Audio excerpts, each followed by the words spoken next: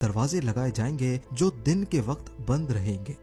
ये डोम इतना ऊंचा है कि इसके अंदर स्टैचू ऑफ लिबर्टी भी खड़ा हो सकता है।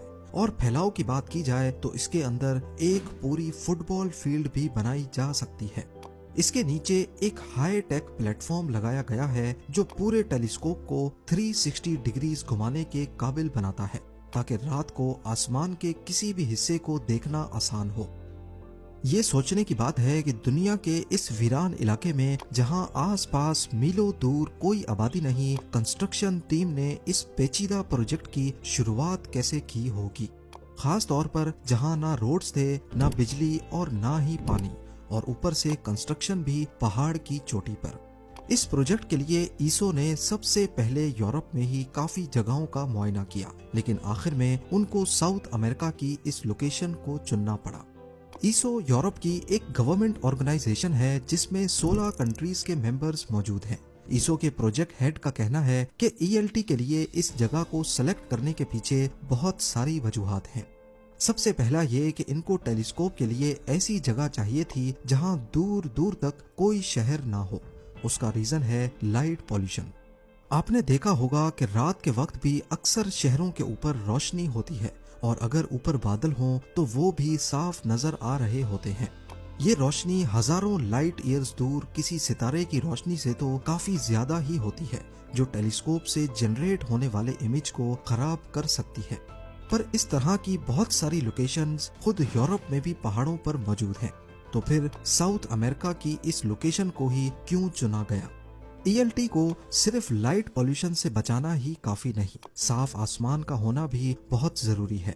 यूरोप में ज्यादातर ट्रॉपिकल मौसम रहता है, जिसकी वजह से अक्सर यहाँ बादल होते हैं।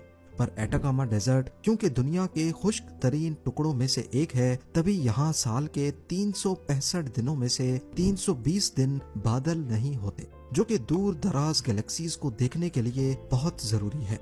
2010 में ईसो की टीम ने मुख्तलिफ जगह पर टेस्ट किए और आखिरकार उनको एटाकामा डेजर्ट की ये लोकेशन सबसे बेहतरीन लगी। 3000 मीटर ऊंचा पहाड़ जिसे सेरो आमाजोन्स कहा जाता है। पर मसला ये था कि दूसरे पहाड़ों की तरह ये काफी नोकीला पहाड़ था, यानी इस पर किसी किस्म की कंस्ट्रक्शन करना इस कंडीशन में मुमकिन नहीं होगा।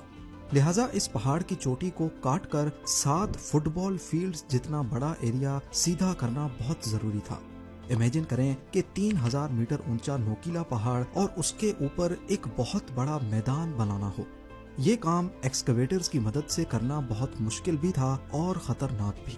लिहाजा 2014 में कंस्ट्रक्शन टीम ने एक्सप्लोसिव्स की मदद हासिल की। पहाड़ की टॉप पर जगह जगह सुराख करके एक्सप्लोसिव डाले गए और रिमोट कंट्रोलर के जरिए उनको फाड़ दिया गया। इस प्रोसेस में पहाड़ के ऊपर का 100 मीटर हिस्सा उड़ा दिया गया, जिसमें 47 लाख क्यूबिक मीटर मिट्टी मौजूद थी। ये इतनी ज्यादा मिट्टी थी जिससे 1911 ओलंपिक साइज के स्विमिंग पूल्स भरे जा सकते हैं। मिट्टी और पत्थर हटाने के बाद ऊपर के हिस्से को सीधा किया गया और टॉप तक पहुंचने के लिए रास्ता भी बनाया गया।